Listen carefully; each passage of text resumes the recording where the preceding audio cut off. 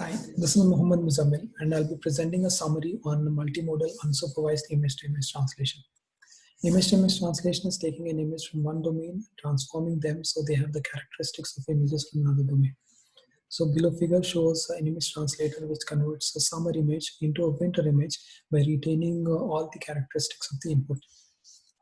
The approach presented here is unsupervised version because authors did not use examples of corresponding source target image pairs to train their models. Figure 2 represents image sets used for supervised and unsupervised setups. Figure 3 represents a plain GAN for unsupervised image-to-image translation. So generative adversarial network consists of the main two blocks, which is translation network or a generator and discriminator. Generator function is to generate the image of an opposite target domain, and a discriminator function is to compare the generated image and the real image of a target and to detect whether the generated object is real or a fake. The authors have assumed that the image representation can be broken down into content code and style code. So the sampled image X1 can be auto-encoded into C1 and S1, and the sampled image X2 can be auto-encoded into content code C2 and style code S2. And to achieve image translation, the content code C1 is recombined with randomly sampled style code S2 of the target image.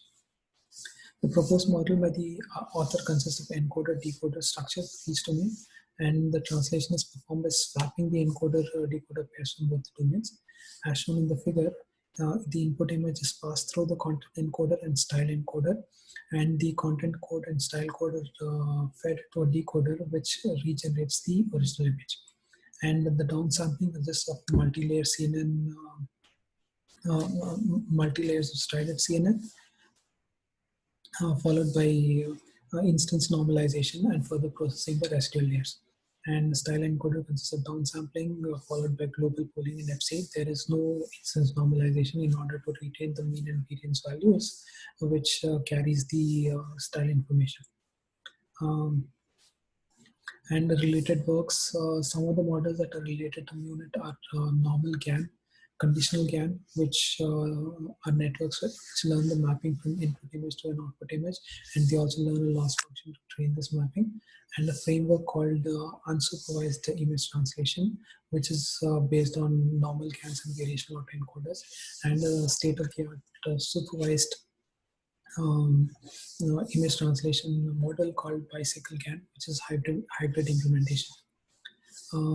Like I said, the assumptions that the authors have assumed that the images can be generated using content code, which is domain invariant, and style code that is specific to individual, and the generator has an inverse decoder such that encoder is an inverse of decoder. The loss functions used for training are bidirectional reconstruction loss, which ensures that EG pairs are inverse to each other, and adversarial loss, which matches the distribution of translated images to the image distribution in the target. Bidirectional reconstruction loss is measured by subtracting the original image with the reconstructed image. So the image is encoded and decoded again and subtracted with the original image.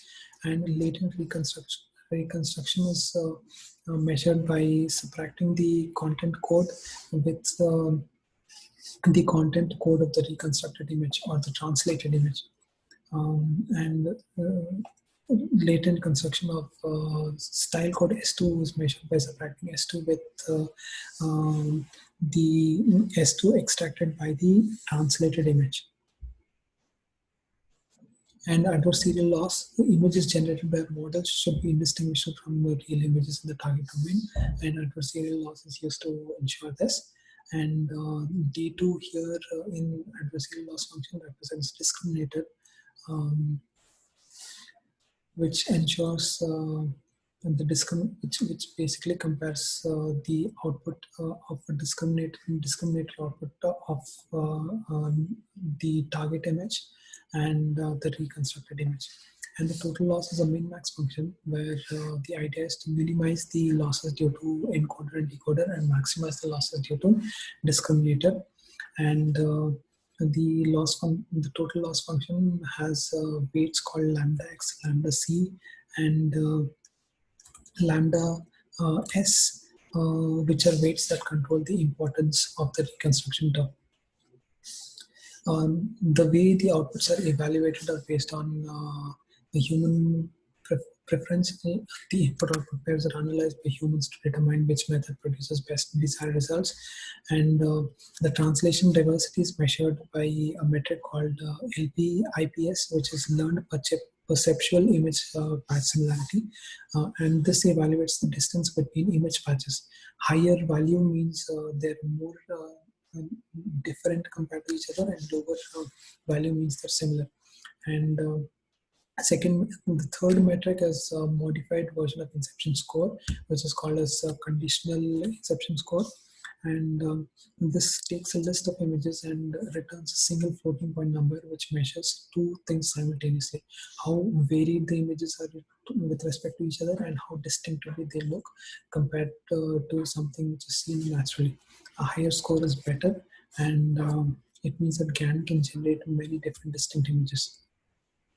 Now, the results that were seen on different datasets, the first dataset was edges to shoes dataset, where the edges which were generated using HED system were passed through MUNIT, and the results were comparatively better than other units, and comparable to the results generated by state-of-the-art bicycle GAN system.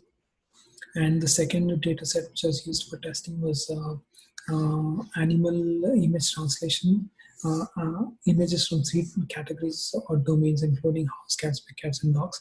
And it can be seen that the pose of the input images was retained in the output images, thereby achieving image translation. And for the third data set, 3,253 summer photos of Yosemite Park were taken, and 2,385 winter photos were taken, and the summer photos were converted into winter and vice versa. To measure the performance of the MUNIT model, LP-IPS score was used to measure the quality and diversity, and it can be seen that MUNIT produced diversity values which are equivalent to that produced by bicycle GAN. And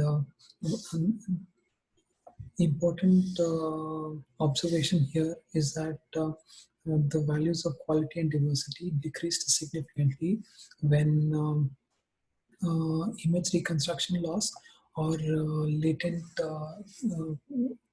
reconstruction loss were ignored from the loss function. This shows the importance of these loss functions in order to achieve significantly better results. As it was seen that this model achieved unsupervised image-to-image translation and produced results which were comparable to state-of-the-art supervised approach, just like bicycle GAN. This concludes our paper. Hope I was able to